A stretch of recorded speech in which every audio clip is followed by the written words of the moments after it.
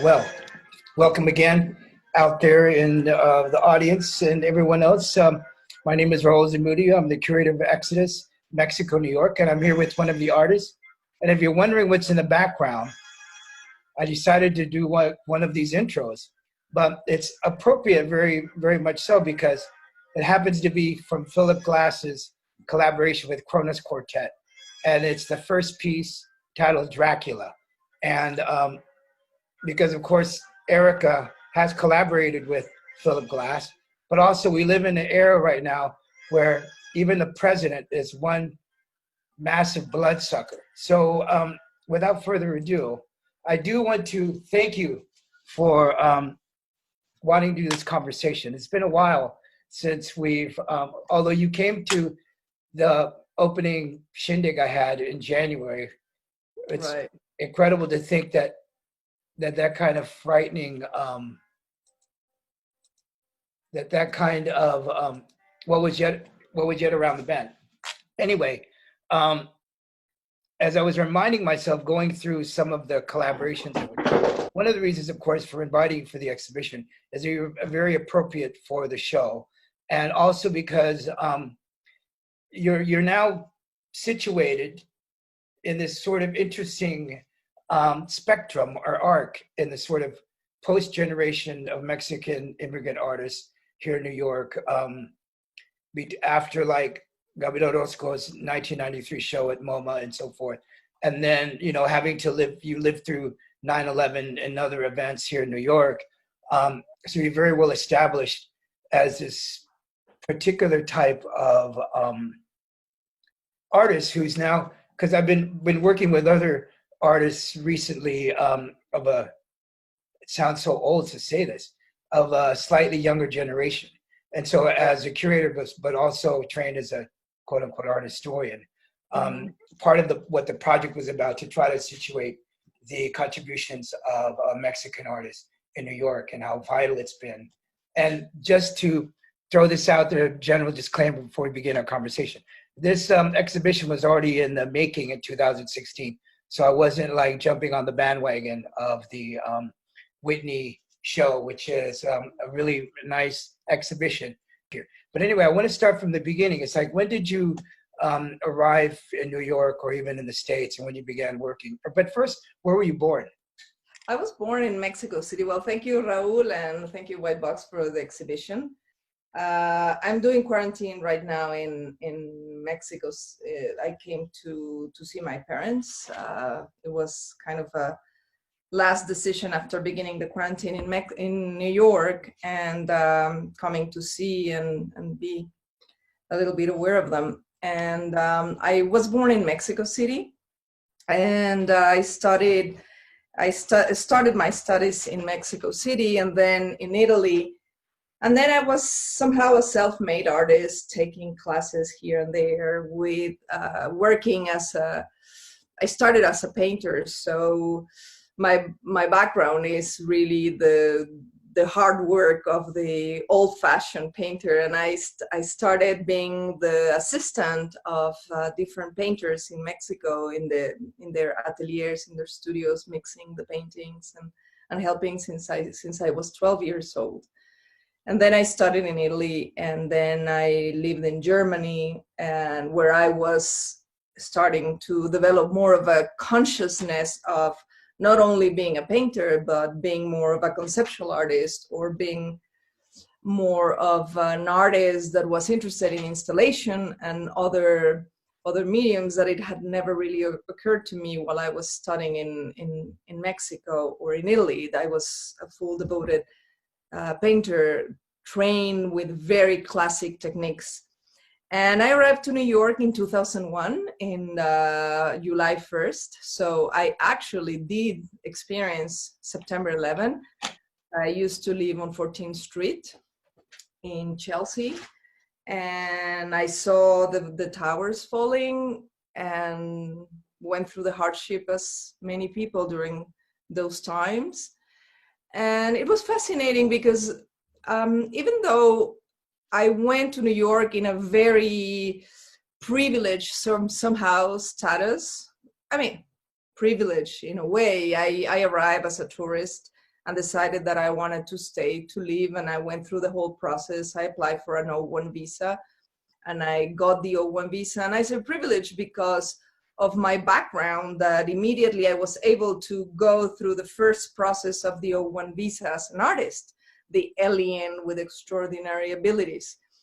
But I went through many different processes, and I went through hardship, and I was about to become undocumented, not because of a fault of mine, but a fault of a lawyer that made a big mistake, and I was literally about to become an undocumented citizen, which is it happens a lot of the times. People think that undocumented citizens are only people that cross the border walking, or as when I arrived, that a lot of people ask me, did you come swimming? You know, that kind of stupid question.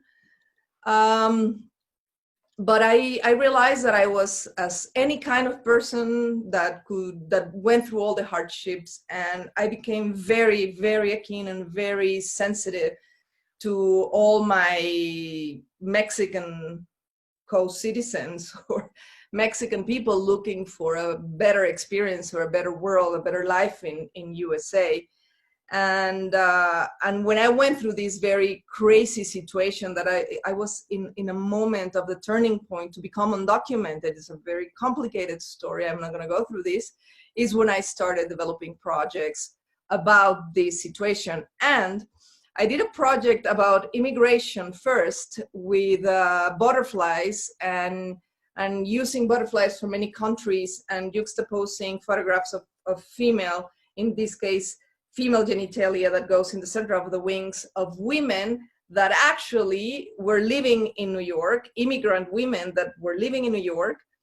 And that was the very first project that I was fascinated with, the amount of the big diversity, the ethnicities. It was a fascinating, even though I had already lived in Germany and Italy and different places in Mexico, and had traveled well, but this was a fascinating experience about the multiplicity of cultures and ethnicities, and having on a hand all these people from all over the world, and what entails to be a citizen from another country with another culture in the same place, and everybody somehow developing a new identity, a new persona in this fascinating cosmopolitan city. And I made the first project of the butterflies with women, immigrant women, and then I did another one that was about the monarch butterflies in the sanctuary of the monarch butterflies in Michoacan. And this project joins a little bit everything that I was interested about in those times, which was gender, which was nationalities, identity, and environments, endangered environments due to many things. And basically that project, I was in the Sanctuary of the Monarchs filming for the project that the premiere at the Photo Fest Biennial in Houston. And when I was filming, I was going through the craziness of the visa, the green card, and being in this problematic circumstance, in danger circumstance of not being able to come back to Mexico or go back to United States. And I saw the monarch flying. I was laying on the floor on the forest, watching the amazing butterflies flying. And I said, these butterflies somehow have my same route, my same migration pattern, and they don't need a passport. You know, this kind of, idea. And in that moment, I said, I'm going to make a passport with the emblematic representation of the monarch butterflies, but that would unify the three countries that actually encompass the migration of the monarch butterfly, which is Canada, United States, and Mexico. That involves the NAFTA treaty and involves North American continent as a unified, borderless continent. And I did the passport that, but all these projects you're very knowledgeable about. And what year was this? Do you remember? Yes, it was in 2006. The passport. I started the monarch butterflies. What year was that? Yeah, oh, the butterflies, 2003, 2004, the Imago butterflies. Then the Eros Thanatos, which is the Monarch Sanctuary video installation recreation, was in 2006. And then the passport, I kind of have the idea in 2007, 2006, 2007, and then I actually made it happen until 2009. And so that was, I mean, I remember that we had worked together in 2004 in Chicago, and actually they were both artist front spaces. One was Unit B Gallery that had relocated to San Antonio. And Right. I don't know whether the gallery director artist is still working, but it was also the Artist Network on Broadway and Canal Street, which is still doing projects. And I actually ran into Mark Ungelberger Oh, wow. in Italy. But anyway, I do remember doing those projects together. But the big installation was in, when did you do I know that we presented the Eros Thanatos installation at the Seoul Media Biennial, but you had already presented that before then, right? Yeah, the first time it happened was in at the Photo Fest Biennial in Houston, and that was 2006. And then we presented in Seoul. We presented it in 2008, I think. Uh-huh. Yeah, that was right. 2010. Oh my God. It was 2008. It was 2008, I think. But that was also, yeah, that was a very interesting year because we also did a project. You were involved in a project that I did in Yosu. So, I mean, we were kind of all over the place in Korea at that time. But yeah. But what were some of the responses that you received because of not just in Seoul, but elsewhere? With the monarch butterfly installation, yes. or the imagos? The imagos and the monarch butterflies are somewhat related because it is the photographs of female genitalia superimposed on the butterflies. But in the case of the monarch butterfly installation, it was not a two-dimensional work, but it was actually a video installation with what else was included in it, if you could.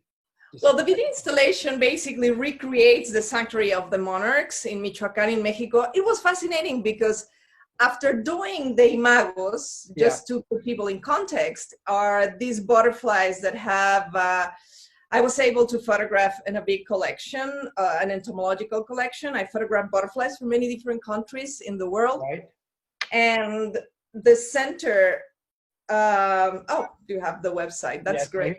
So if you go to projects and go to imagos, well, let's start there with Eros Thanatos. Let's start there. Sure. So I have done already butterflies from many different countries, and obviously for me it was not only the entomological aspect of it and the butterflies, but was literally a persona. It was literally a portrait of a woman that had endured immigration and relocation and recontextualizing of a self in a whole new different context, a whole new different culture. And so it was impossible that I was talking about all these butterflies from all over the world and not talking about the monarch butterfly per se. The monarch butterfly is an emblem of Mexico, and in pre-Hispanic cultures has been something really, really important, a symbol of change, life, death, etc. So I decided to venture into Michoacán, into the sanctuary of the monarchs. When I was there was a freeze, and 40% of the population of the monarchs had died. Oh. And basically I enter in certain areas that you can walk as a tourist. I had a permit, and then there was a freeze and 40% of the population had died. So you walk literally on top of dead butterflies, like as if you were in the fall in a forest, and you were crashing you were walking on top of dead leaves, but they were dead butterflies.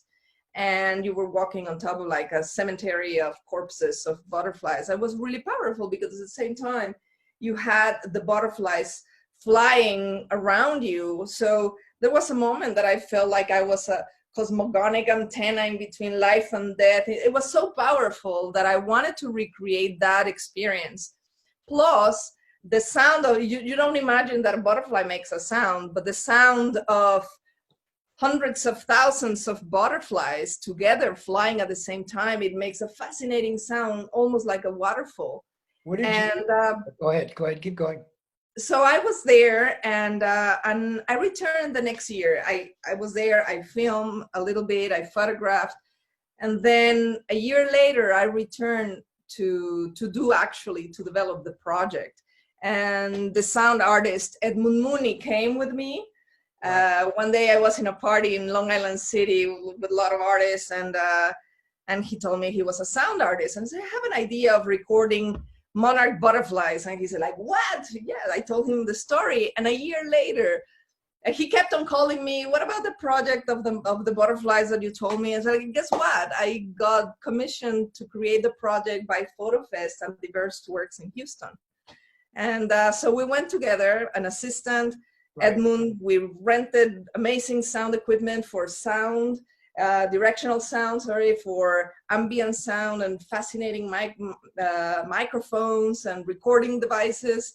And the installation basically has the sound of the butterflies, the video without any reference of trees or anything else but the butterflies. This was before high definition digital cameras. So I had a digital camera that was not as sophisticated as the ones that exist today. So it creates a fascinating, very eerie sort of sensation of the sound of the butterflies and kind of the trail and the patterns they make. And then the floor, so that's the aspect of the free butterflies. Can you hear and then have the floor with the dead butterflies. There are 60,000 butterflies printed on the polycarbonate with the female genitalia in the center. And then they are on top of a synthetic grass, synthetic turf, and the video at the end and the surround system. So basically you crush butterflies, but you're not only crushing butterflies as if you were in the forest, but you're actually stepping on female genitalia. So this has a lot of references and a lot of levels and dimensions of meaning, of the juxtaposition of the verticality and the representation of male civilization and the horizontality of female Mother Earth nature, and that juxtaposition and the invasion on environments, natural environments that we devastate as humankind, as society, and the object of desire of wanting to possess nature, right? So the piece is somehow inert, it's not moving in terms of the floor, but the viewer, by entering and participating with the installation, it activates the piece. It somehow the piece becomes alive, but at the same time, the viewer, as the days pass and the months pass, they devastate the installation. You know, all the people that walk on top of them, play with them, throw them to the air, they devastate the piece, which is the interaction of human in nature. So in a way, it's fascinating, because many people tell me, you're so visionary with your projects, because you create something that then happens, you know, like the passport, NAFTA treaty, the craziness of the border, natural environments, and somehow they're projects that they become very alive through the passage of time. You know, they are very prominent. They are very, in terms of significance, in terms of social, economical, political circumstances that we live in. So that's the project.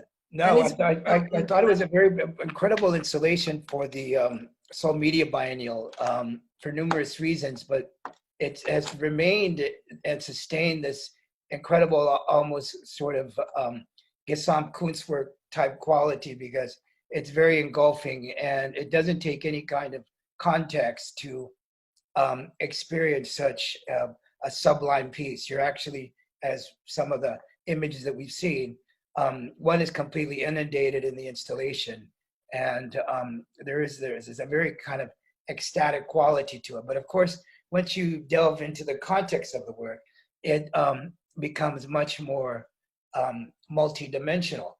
But you did say that it had been, generally it has been well received, but you had mentioned to me one time that there was some problems, not so much with the installation, but with the imago photographs. Is that correct? Right. Well, this video installation was actually censored in Nevada, the Nevada Art Museum. This So installation.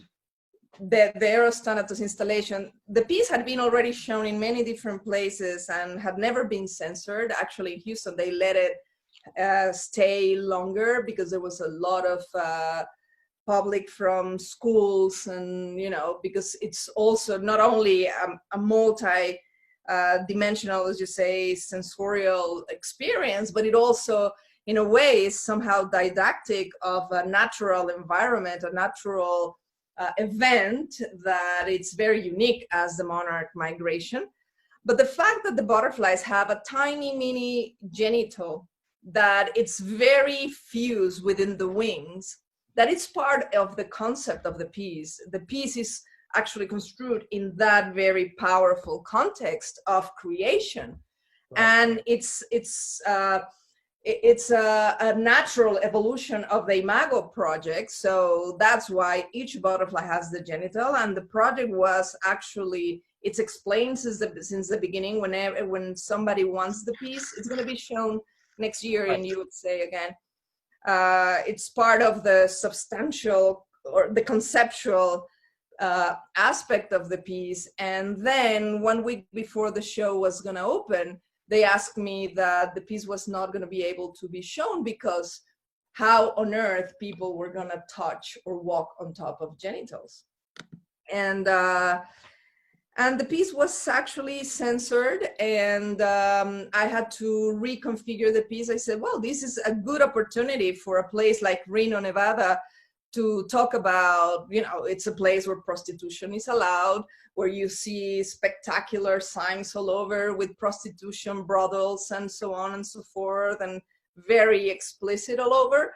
I said, well, it would be a very interesting moment to, let's bring people that talk about these. Let's talk about gender.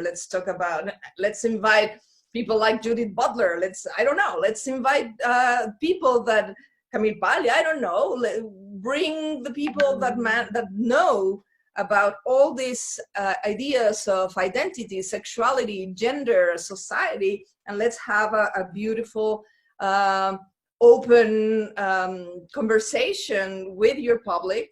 You educate your public, we all get educated, and it would be a great opportunity for everybody. And they said, no, the show cannot go on unless you actually find a way to censor. I mean, it's censored, but if you find a way, and said, well, let me think in a way that this piece could still, this was like a week before the exhibition. And the previous week I had gone to see the Walter de Maria Earth Room again for for many times, and I saw the Broken Kilometer, and that sensation of not being able to get into the room, and reminded me when I went to the sanctuary of the monarchs for the first time that there were ropes, and I had to trespass with my father in order to be able to access the butterflies. Then obviously we got a permit, but so I said, okay, I'm gonna protect the butterflies with a rope and a sign that says protected endangered environment.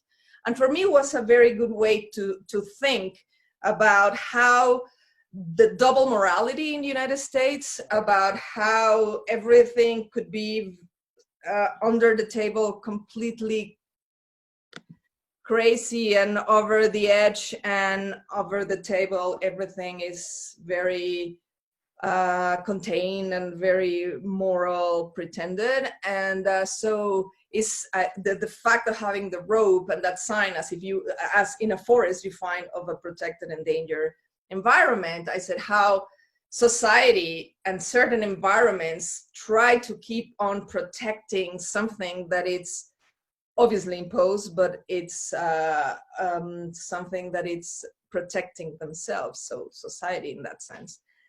And the first time, it's only that time that I was censored, and the first time that I was censored was in Syria. when I had the show in Houston, I met a guy that had a gallery in Aleppo in Syria. And he said, "Oh, I love to have this project in Syria." I said, "Come on, are you kidding me? I'm going to be killed, so I'm not going to take this project to Syria." And every year he kept on inviting and inviting and inviting, and finally one year, the show had already been exhibited in many countries, in many venues, museums, galleries. Cultural institutes and etc. I said, I think it's a moment, because also when I was doing the project of the genitalia, I was obviously very involved with female genital mutilation and talking about female rights and so on. So I said, this is a good moment for me to do it. And 1 month before going to the exhibition, I was invited to a party at a boat owned by Doug Lyman, and it was a sail on the Hudson to the Statue of Liberty. And then, my surprise, who was there on the boat? Salman Rushdie. So I said, okay, I'm going to ask if I run any risk, and I'm going to, see if I do this or not. So I went to Salman. I said, Salman, how did I told the story. I said, oh, no. And I told him, you're the king of fatwa, and you know about these things. So I explained the situation. I explained the project. I said, no, don't worry. I mean, the worst thing that it could happen, they might censor you. I'm actually sure that they will censor you, and they might confiscate your pieces.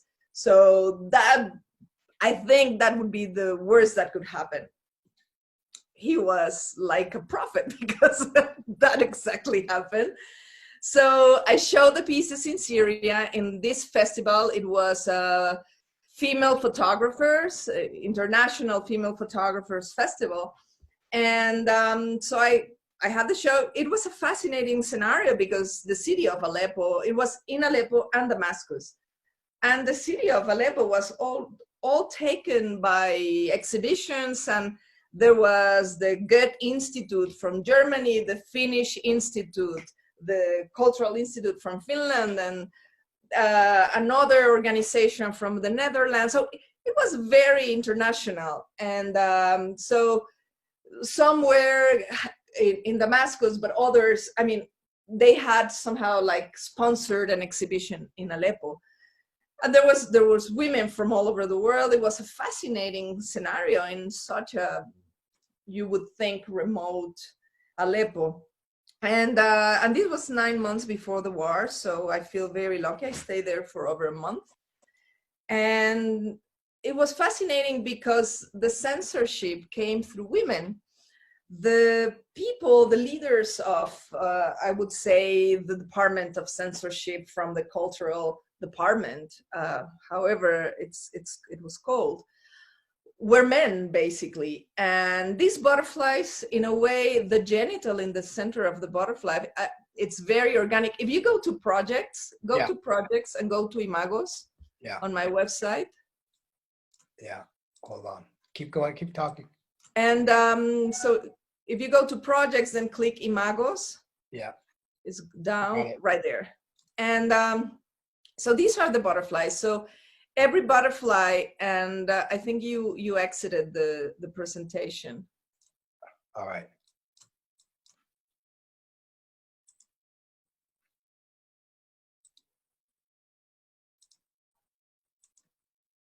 Got it. All right. So so the center of the butterfly, as I said, like this one, this blue one, Papilio salmoxis, is the center of a Nigerian woman who suffered from female genital mutilation. So as you can see, it's very organic. Some people don't even realize that in the center of the butterflies, there's a female genital. It looks very organic. It's like the center. It somehow plays with your psyche, with your sense of perception, a reality on top of another reality, and somehow creates a new reality that it makes absolute sense, and it's organic. So a lot of people don't even realize, but it happens through, I started this project in 2004. So obviously I've encountered all kind of situations and comments, and some are really funny, some are kind of surprising, some are really sad, some are really crazy, whatever. Also the experiences of photographing the women, that it somehow becomes a cathartic experience for them. So the men that saw the butterflies, somehow nobody said anything. And then I realized that, as it normally happens, the male gaze feels seduced by the fact of discovering, but they don't want to say what they are observing, and they just keep quiet, or they just feel, fascinated about it, and they don't really, they're not outspoken about what they saw, because they sometimes feel shy about saying, oh, I saw this, but I'm not so sure if I'm supposed to see it, and so on. No, it plays with your mind.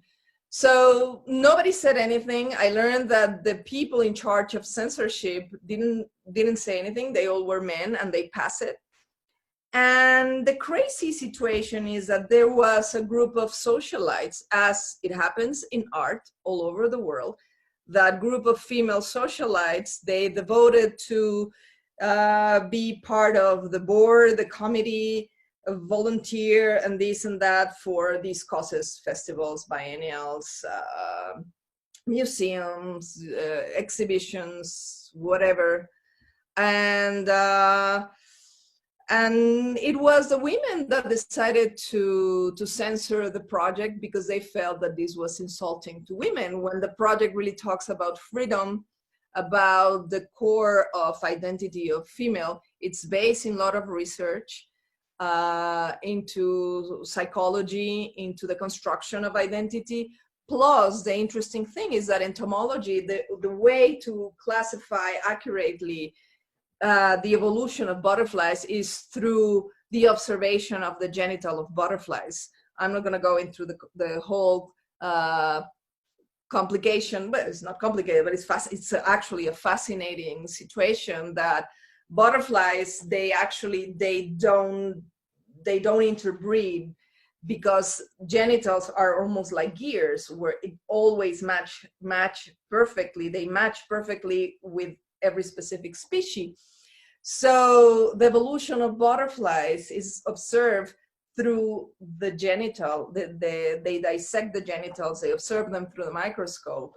And actually, I work with an entomologist for over 6 years. So the project is sustained, and with a lot of research, with a lot of...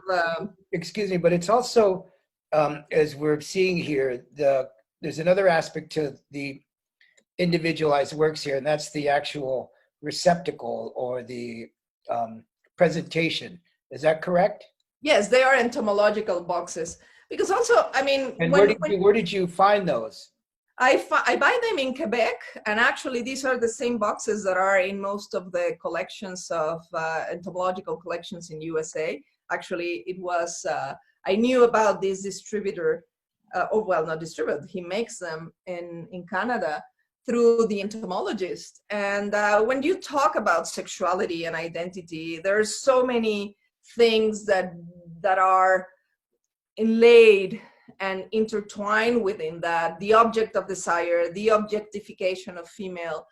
So that's why I also wanted to place butterflies in entomological boxes, to talk about that idea of collection, objectification, how much you pay, because now everybody, we're all aware and defend our position. But when I grew up, and in Mexico, and in a very macho country, and in a very machista country, and Catholic religion and sexuality is completely suppressed, and then women are objectified, and so there's so many things that are within the conceptual layers of the project, that's what I decided to be close also to entomological practice, all the dissection, all the collection, all the cutting. These are digital prints on cotton paper. So I cut the paper and I pin it with these pins that come from the Czech Republic. And so everything is very, kind of scientific, precise, and very close to entomology, but also very close to female rights, female freedom of talking about sexuality and identity, how one becomes another, how one can transform in the sense of obviously a metamorphosis when you migrate and you recontextualize yourself in a whole different country. In a whole so the Aristonados came after the Imago series of photographs? Right. And then, so did this, because this was also, seems to be not just a variation, but it's an extension of that, because it now brings in questions of migration and aspects of sort of otherness and borders and so forth. Is this what inspired you to move into the other project that you presented, I believe it was a year later? The passport?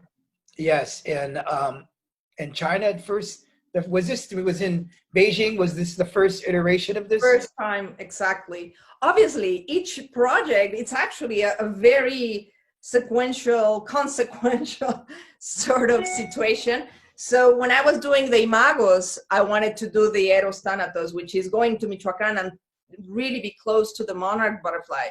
So after doing Imagos, I grab my identity as a Mexican through the butterfly and go to Michoacan and do the Eros thanatos. And when I was doing the Eros thanatos, I'm laying on the floor and seeing the flying butterflies. Like, these butterflies have my same pattern of migration. I have to do something about this. I'm going to do the monarch passport. And that was in the drawer, I had the idea, I conceptualized the original idea, but then it was only the image. And then I dived into a lot of research about passports, about documents, security paper, how I would create, it was not only the idea. Yeah, I mean, I'm just going through some of the variations of its installation. And you can see this one here, this one that sort of looks like a simulacrum of an office. All of them have this element of a room of itself, like the one we're looking at here. Yes, actually, all the presentations, it's a simulacrum of a passport office, and actually people enter to the office and they fill a form that it's very similar to a form that you fill up for a passport application. With certain questions about nationality and personal information, whoever wants to share it, but it questions what you think about like a Commonwealth. When I did this project, I was already doing a project about the European community and the Euro, and we were very hopeful, because what moves every project is somehow an idea of a better world, is somehow fantasy, utopia, hope of communicating something that is going to make this world better. And I had the very utopian idea of, which didn't look like crazy in 2008, that the United States with the NAFTA treaty and Mexico and Canada would somehow embrace a possibility of neighboring countries that would help each other, that would be easier, not only a commercial trade, but also a more humanitarian, comprehensive relationship and a borderless Northern American continent. And so obviously Eros thanatos make me make this project. And so people get into the installation as a passport office, and then they fill the form, they spin a wheel of fortune that would actually give you the possibility to own a passport of the United States of North America, which is like the United States of America, but with the word like North. the gold ticket, right? Exactly, encompassing the 3 countries. And this project has been shown in many different countries, many different circumstances, galleries, museums, art fairs, biennials, but also has been presented not only into the established somehow like art scenario, but also out of it. It has been twice in 3 times in the streets, out of the context of an art institution or space. And it was the first time was in Poland, the Łódź Biennial, and it was in the main street in an empty commercial space, and people really thought it was a real passport office for the United States. This project is very interesting in the sense of the semantics and the symbols and the semiotics that are used, because all the language that is used for immigration, right, it's intended to somehow diminish your identity, right, and to make you feel that you're from an outsider. It sure. works with psychology. So I use a lot of those languages, and of the language, like illegal alien, you're not eligible, and the colors and the semiotics of all these migration, international migration paraphernalia, but right, pretty much very based in United States and Mexico. So people get they somehow experience the piece in the skin, Yeah. And a lot of people take it as an omen of being able to get their application for a previous, their visas for a previous application, or green card or passport. And it touches every social, cultural level, every economical level. And it's a fascinating project. It was also presented at the border of Mexico and USA at El Paso, Texas. And I did a pop-up passport office. If you go down, it might be actually the paper that is on top. Here? Keep on going down. So it was presented at El Paso Street, and I'm very, very close. You could see from the passport office, you could see the Santa Fe Bridge right there. Yes, here. After the wheel, the one in the right there. So you could see that, you see the flag, and that kind of arch canopy, or roof. That's the bridge, that's the border actually in between Mexico and USA. Wow. So a lot of people thought we were La Migra.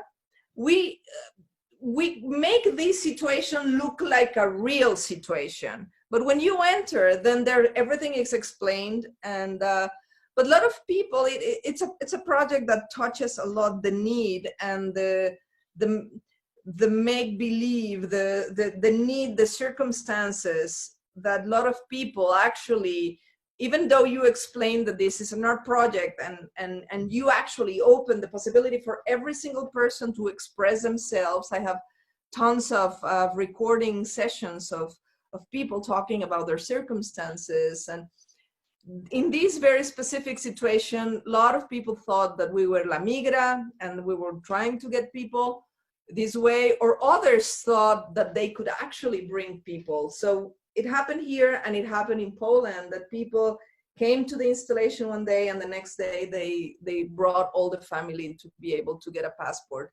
Even though you explain, some people read what they want to read, it kind of intertwines in the urban context, in the social tapestry, and the need of belief, When did that lead to this other project here under the same sky? Under the same sky, yes. I have done many different things related to immigration.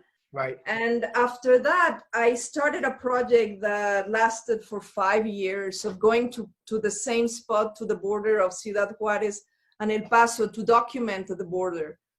So I joined that documentation, that photographic documentation of the border for 5 years, and how it physically changed and how it affected people on both sides, and making a lot of interviews, going to many different immigrant centers on both sides for a time duration of 5 years. So I put together that documentation, part of that documentation, into a book that accompanies the project. And this project, actually, it's called Under the Same Sky We Dream. And it joins the dreamers, because every project is somehow situated in what is happening also politically at the moment. So I started this project in 2013, when there was the whole dilemma of the Dreamers and the passing of the Dream Act. Right after, well, I actually started with this when Bush somehow was going to pass it, and it didn't pass it, and then Obama was going to pass it, and the evolution of this. And in 2014, there was an exodus of undocumented, unaccompanied minors that went to the border.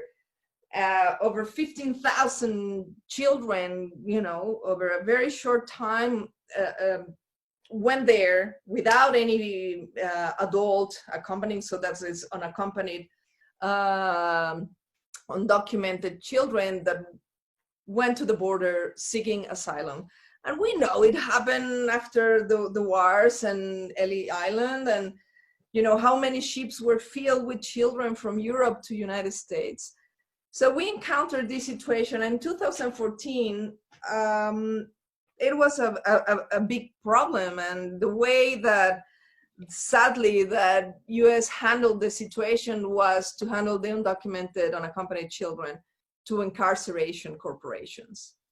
And that's what we know, the super inhumane and sad story of undocumented centers, which are basically. So apart from the books, what else does the installation consist of here? So the installation, you enter, I went into the whole thing, but the installation is a space that immediately you're confronted with a hanging screen. It's a rear projection screen with a video. The screen is cut out with the shape of the border of United States and Mexico.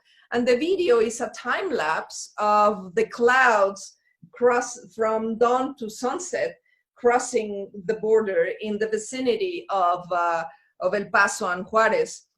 And with this idea of, again, the freedom and the flying without geopolitical borders that nature crosses, without any scar, without any geopolitical borders imposed by humans. So that idea of the clouds passing by, also the idea of time, is a time lapse made out of more than 35,000 still photographs of the clouds passing and passing. And also the idea of time passing without any resolution for the dreamers. So you enter to the space, it's divided in two. When you enter, you just see the clouds on the screen, and you hear the sound. And the sound is a song sung by Mago Herrera, the Mexican singer, also based in between Mexico and New York. And what I created, I conceptualized the Dream Act to turn into a song. So I grabbed the exact text of the Bill of Congress, the Dream Act that never passed, and I turned it into a song. And I divided, I created this sort of song, the lyrics of a song in paragraphs, with basically the most concise information of the Dream Act. And then the musical arrangements were done we did it together with Magos as an improvisation. It's basically an improvisation, but we recorded in a professional recording studio for musicians and sound. And it's a beautiful rendition of the Dream Act with the fabulous and powerful voice of Magos as a mother that is wanting to talk, to sing to the lost child, because this is literally a mother song, an anthem for their lost children, either the ones that they leave behind when they go to United States to work undocumented, and they leave their families or their children behind, or when they send their children and they don't know if they would ever see them again. So the music, there's no instruments, it's just the vocalization.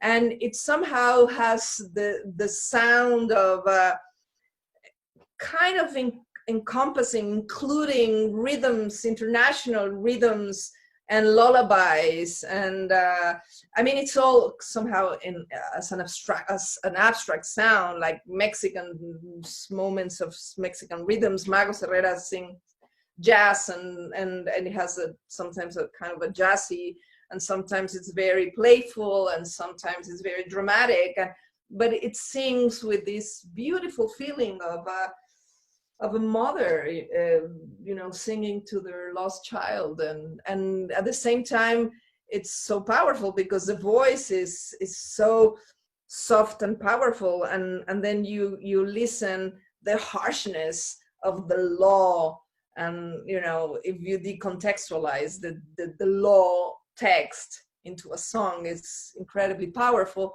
So when you cross the border, you enter into a detention center. And I use the floor pads, the exact floor pads that are used in detention centers. Actually, I bought them from a company in North Carolina that only manufactures these materials and utilities and utensils and mattresses and all kind of things that are used in jails. So they supplies only the incarceration system and all these multi-billion profit corporations, and the blankets, the Mylar blankets. So it's exactly what you find in a detention center. And I did this in 2014 out of the first images of detention centers, when they allowed only 4 photographers, one precisely from Associated Press. That was the images that I saw that moved me tremendously to create this project. So you enter, you listen to the song, and then you lay on the couches, on the mattresses, on the floor pads, and every floor pad has the blanket and the book, the dream book, that has the documentation that I did in Juarez and El Paso for over 5 years. And it has the dream act, the same lyrics of the song, printed as concrete poetry in the same cadence of what you're reading throughout the book. So you're altercating images and the text, the lyrics, and it has a little lamp, an LED lamp. So it's this kind of idea of the dream that all these people have to cross to United States, but at the same time, the unaccomplished dream, and at the same time, the dream book that the mother reads to their children in bed at night. So it has this somehow dream-like scenario. It's very hypnotic, as the butterflies. I like to talk about very strong social political context in a very poetic, somehow the aesthetically approach is very poetic, and it touches the sublime in a way, right? It decontextualizes, it puts you in a dreamlike world with a very powerful, real circumstance, very sad and inhumane. No, it's a very strong piece. And when did you begin working with the other project that I wanted to see if you could say a few things about, was the collaboration that you did in Museo Barrio? What? So this was I started doing projects with composers and collaborations, multidisciplinary collaborations. I started with Paola Prestini with the first project that was called Body Maps. And then we did Room 35, then I did the project with Philip Glass. And so music had always been very, very powerful and very ingrained in my soul. I have no talent for music, but I have a very powerful sense of perception and sensing music. But somehow the math and the coordination to play instruments, I took all classes of instruments since I was a kid, and I was really bad. So for me, music and singing, it's a very powerful. I have the talent to do opera singing, but I never trained really my voice.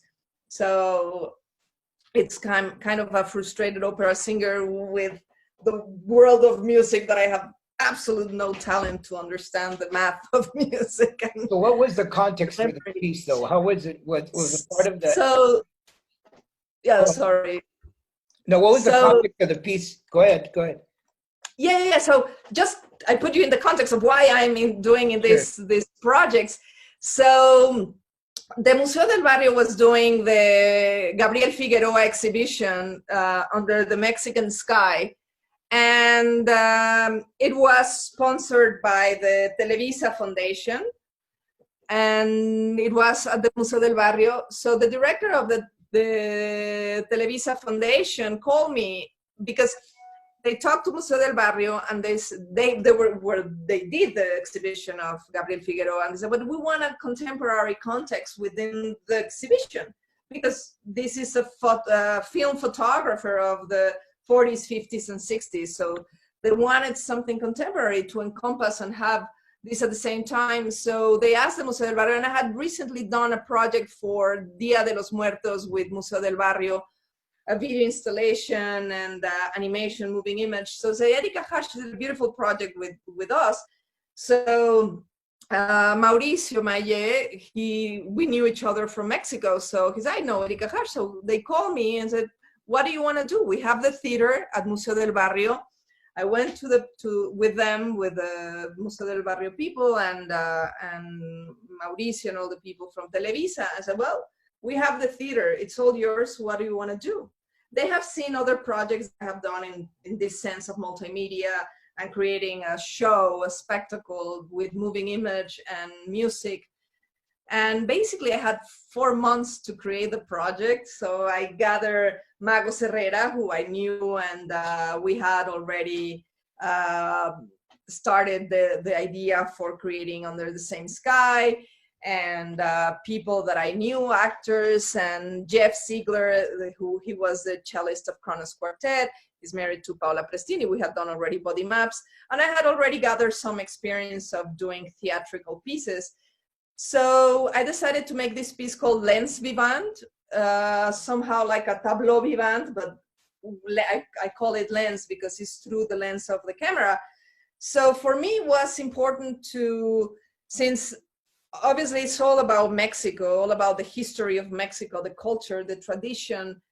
I wanted to have a lens, an idea of Mexico through time, from the 40s, 50s to today, and also from the distance of that time and a contemporary time, and through the distance of me being an immigrant, already an American, being and seeing my Mexico through the distance of the border and immigration from being in another country.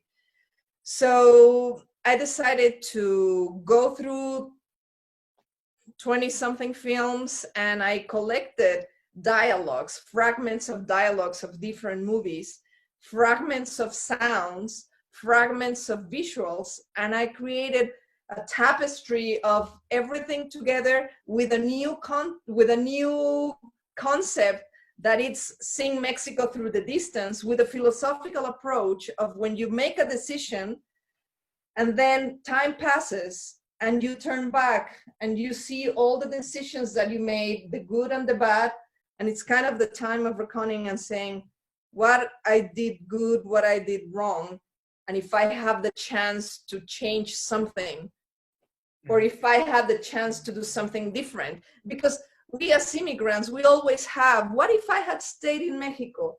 What if I had stayed creating in Mexico? What if I had stayed with my family? What if I make a different decision? What if so that's kind of the idea.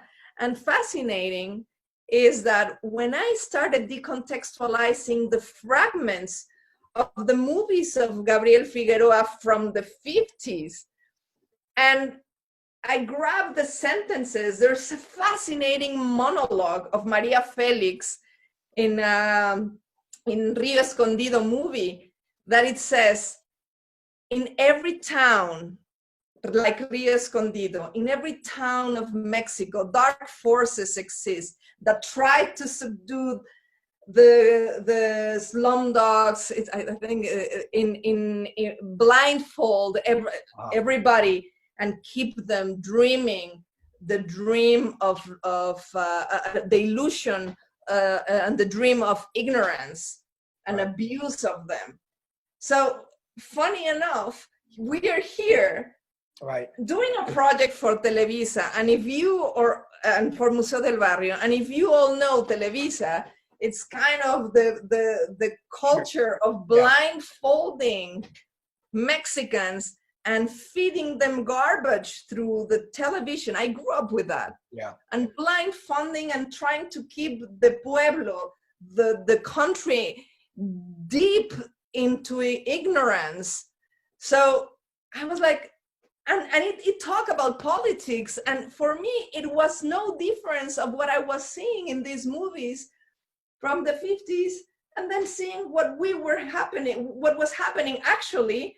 When we did this project, Ayotzinapa had just happened in Mexico.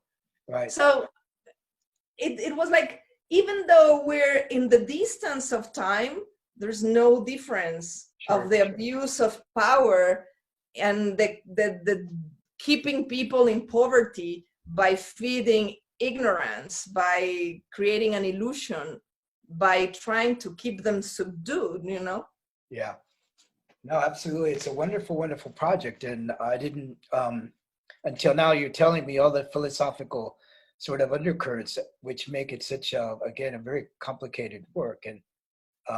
And you were collaborating with the composers and sort of kind of mixing it. Was it sort of like I don't want to call it a mashup, because obviously that's a whole other genre of itself. But I mean, it's an incredible collage of materials. And how long was it? For one night only, or how long? It was 2 nights. 2 nights. We presented this for 2 nights. So the project is divided into 2 parts. There's a soundtrack along the whole duration of the piece. So the first part of the piece is when I present the philosophical departure, and the sound that you hear in this very first part. So it's 2 parts. The first part are actors. That one is a dancer actor, and the other is also a performance artist actress. And they start to represent characters within the movies of Figueroa. Many different. The first image is Macario movie, when there's precisely this apparition, this somehow coming from the death ghost that presents the conundrum of making a decision in life.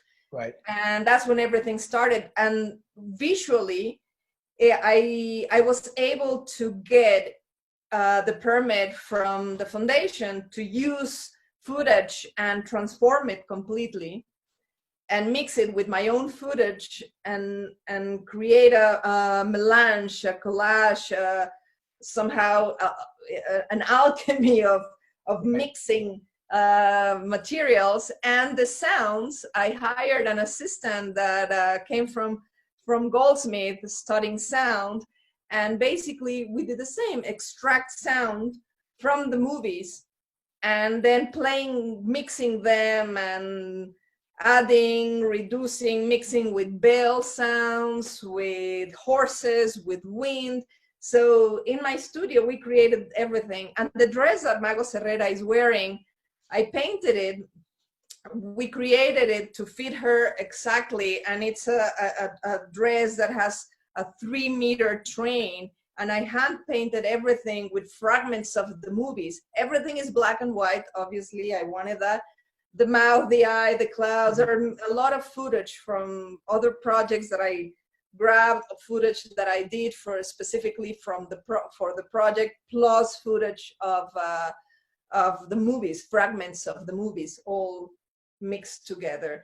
And then the second part is when the story of the actors starts, grows, and ends, giving this promise that there's hope and probably Mexico could change. And then there's a transition, and with the moving image and the sounds, suddenly we see again the cellist, Jeff Ziegler, that it's playing this LED cello that I invented with LED panels that are projecting also fragments of the movies and other things that I sourced and other footage that it's mine. And then if you click every image, you can. Here, there's the LED right here. You see Right here, the to the cello. right? Right. Right? Yeah. And so then the lights go off. You see the dim lights like the candles as the Macario Cape. And then you start seeing the movies through the cello that they embodied, the same cellist embodied the visual world of Figueroa. And then Magos Herrera enters carrying the visual world of Figueroa on her dress. And you still see moving image on the back and sound. And then I chose 3 pieces of Mexican music from 3 different movies that Magos and Jeff rearranged. I wanted to have the cello, so it was an arrangement of vocal cello that Jeff and Magos created from La Llorona, from Danzón, and qué bonitos ojos tienes debajo de esas 2 cejas, debajo de esas 2 cejas, qué bonitos ojos tienes. La Malagueña. Yes, very good. Wonderful, wonderful. It was a beautiful, beautiful project, very emotional, very powerful, and mainly because it was charged of political, sure, boiling forces. Yeah, but that's one thing that always struck me about your work is that it does have a political content to it, but at the same time, it's multi-layered and it's not so, it's never like, as you mentioned earlier, didactic, because there's something to be said about political art that's too sort of, I don't want to say direct. There's certain instances where conditions of extreme trauma and political conditions that necessitate that kind of art, but in one sense, though, your work never sort of occludes the aesthetic dimension, and that's what I've always found very attractive about your work, that it has this visually strong, but yet it has this other content to it as well that speaks to the world that we live in as well. And I think in this interview that we've had, it really has shined a light on we only talked about 4 projects. We could certainly have like a Netflix series here of all the projects that you've done. But in any case, that's one of the reasons why I wanted you to be part of this exhibition, because your work has this Mexicanness to it, but it is also very international because it's attuned to these other aspects of what the contemporary world that we live in, and as well as contemporary art in one sense. Lastly, I want to ask you, do you have any suggestions of any artists that might want to pursue the route that you have taken that has brought you here? And I guess also always, be in Mexico as well, but based in New York. I mean, do you have any sort of things that you could advise or suggest? Well, for me, what it's always important is, obviously, as a contemporary artist, we have to talk about our contemporary time. There's no way that you detach as an artist from the reality that we're living in. I mean, then you do the corps d'art.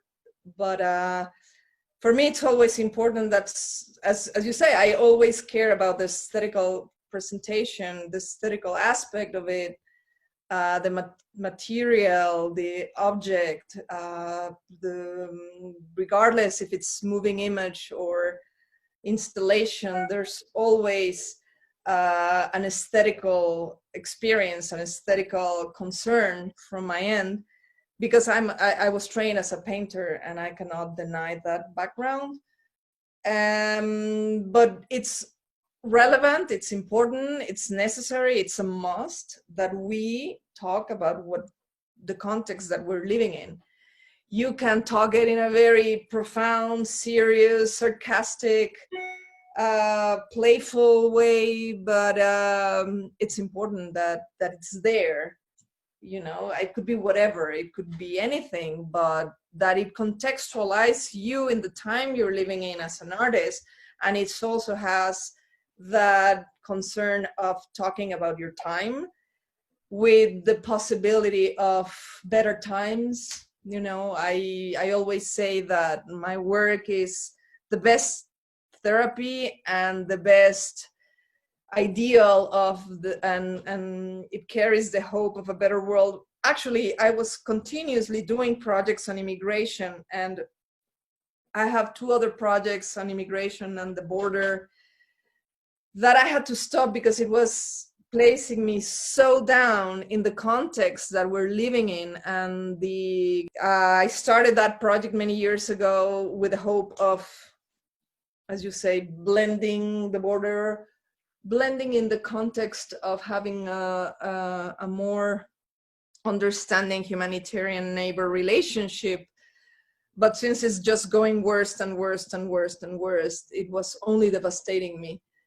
But it would eventually happen. So I right now, I moved to other projects, still leaving the immigration, you know, alive, but on the drawer, to work in something that also uplifts my spirits and bring me a little hope, because the last 3 years have been very dark in the sense of immigration. No matter what, that I devoted more than 5 years to Under the Same Sky We Dream, and it actually was shown the last time the Denver Art Museum became part of the collection of the museum, and which is an amazing accomplishment for the project, that it becomes part of the history of America.